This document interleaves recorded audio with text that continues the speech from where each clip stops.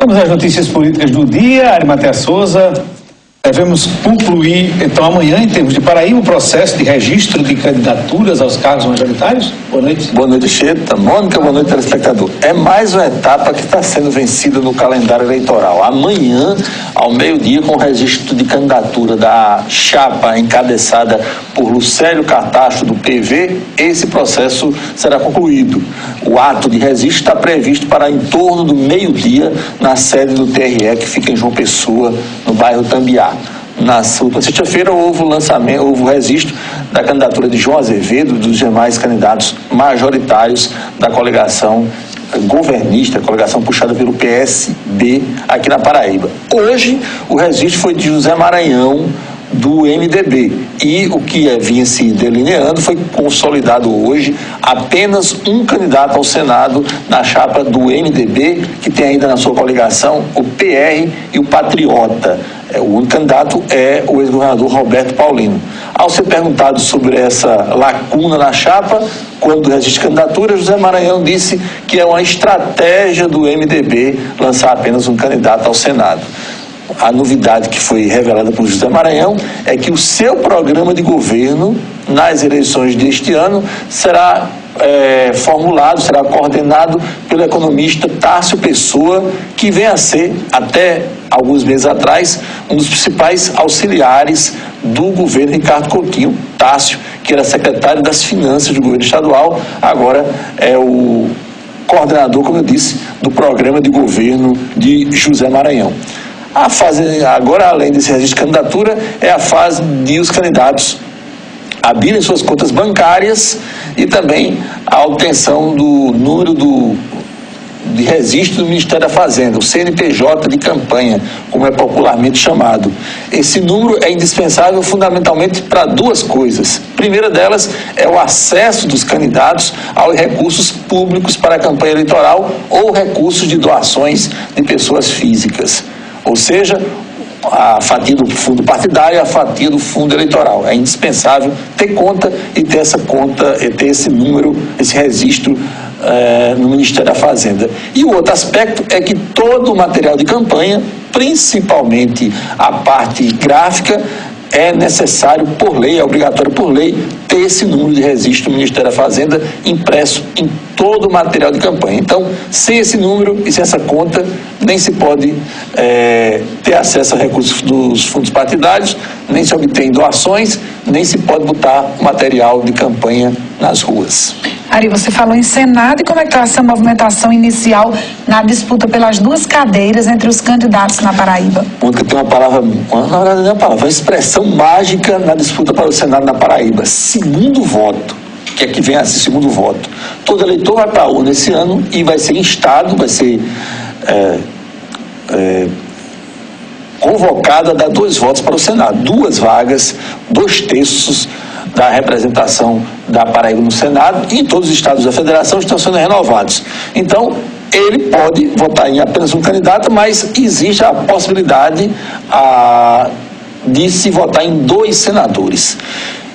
Dos concorrentes ao governo do estado que estão na disputa, existem alguns muito bons de primeiro voto, ou seja, são candidatos que atraem, têm carisma, atraem atenção, atraem, com o passar dos anos na política da Paraíba, com a militância política, um bom número de eleitores e simpatizantes, mas esses candidatos encontram resistência quando não são a primeira opção do eleitor. Ou seja, o candidato A é muito bem votado, muito bem escolhido como primeiro candidato ao Senado, mas quando se depara com o eleitor que não tem ele como a primeira opção, ele tem dificuldades de conquistar esse segundo voto.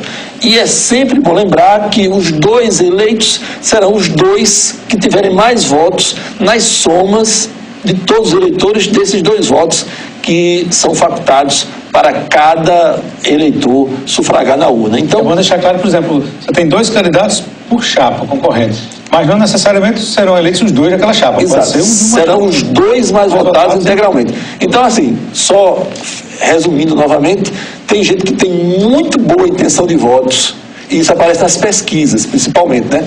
Candidato A tem 30%, 40% das intenções de voto para o Senado.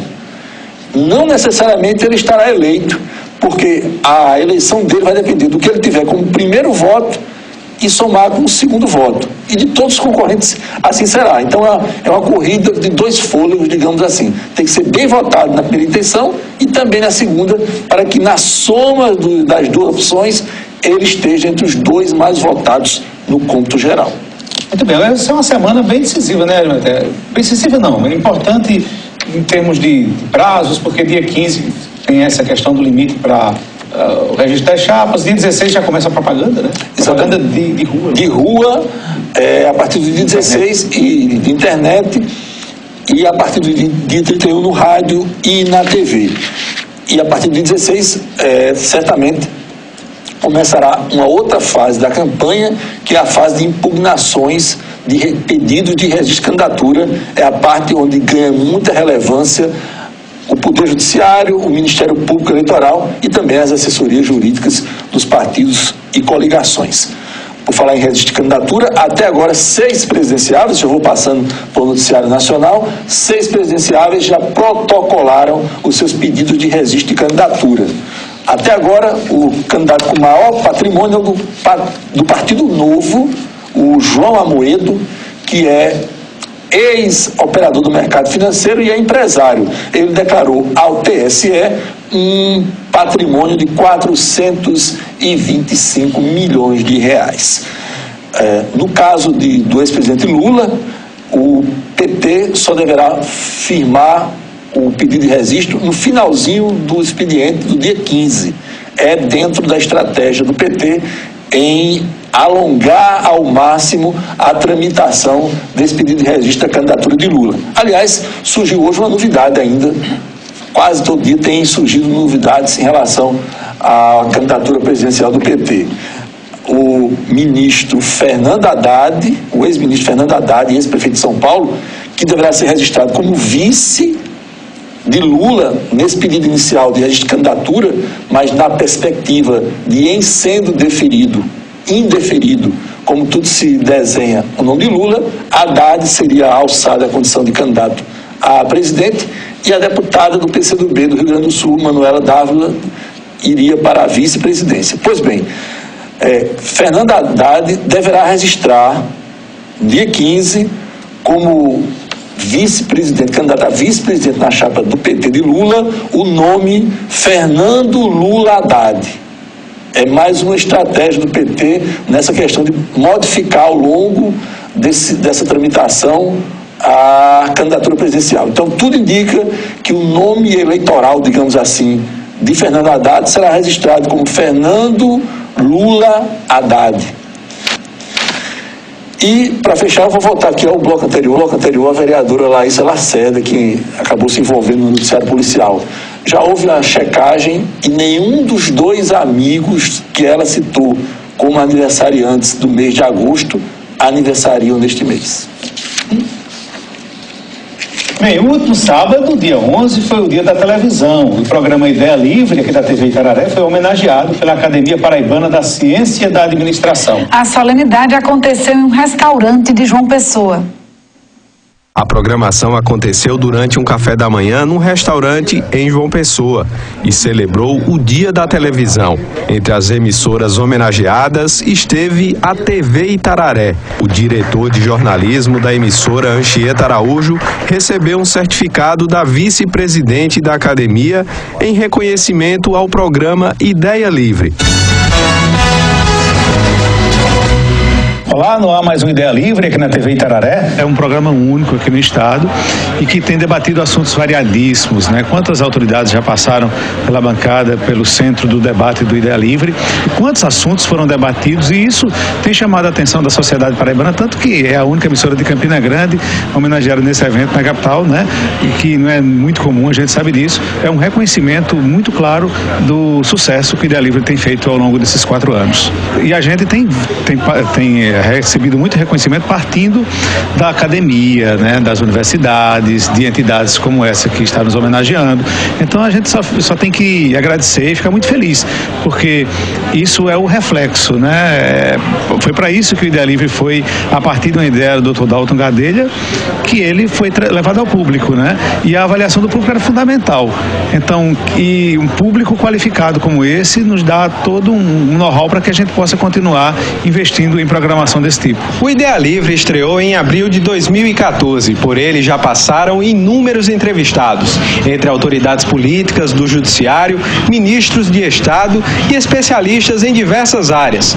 O programa, nos moldes do Roda Viva da TV Cultura, recebeu a homenagem pela linha editorial e a forma diferenciada de debater os temas da atualidade. Eu diria uma palavra só: livre. No sentido de que ela chega e se coloca como ideia livre. Somente isso caracteriza até um aspecto que eu vim ainda há pouco no rádio ouvindo: feedback. Então nada se faz se não houver feedback. E nesse feedback o primeiro elemento é o ouvir. Saber ouvir.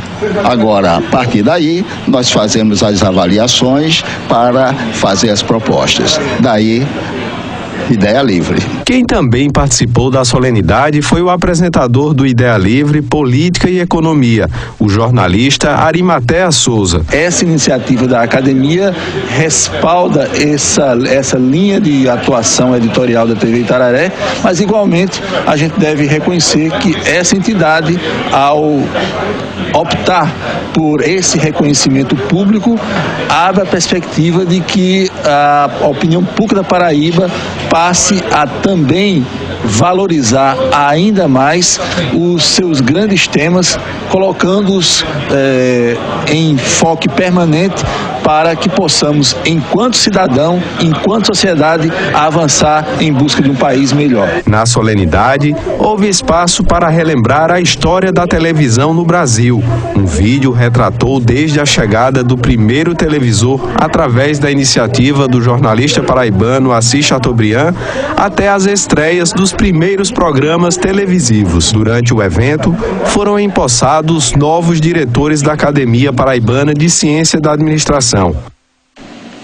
Pois é, um reconhecimento muito importante e, assim, a TV Itararé, o que a gente percebeu também nos bastidores, é que há um reconhecimento dos próprios jornalistas, de quem faz comunicação na capital, do trabalho que é desenvolvido por aqui. Isso é muito bom. E em breve estaremos chegando, além da internet, à capital paraibana. Pois é, e aliás, vai ter uma cobrança em relação a isso, muitos companheiros querendo saber quando a nossa programação estará com tudo lá na capital, é questão de tempo. Arimatea Souza, boa noite. Boa noite.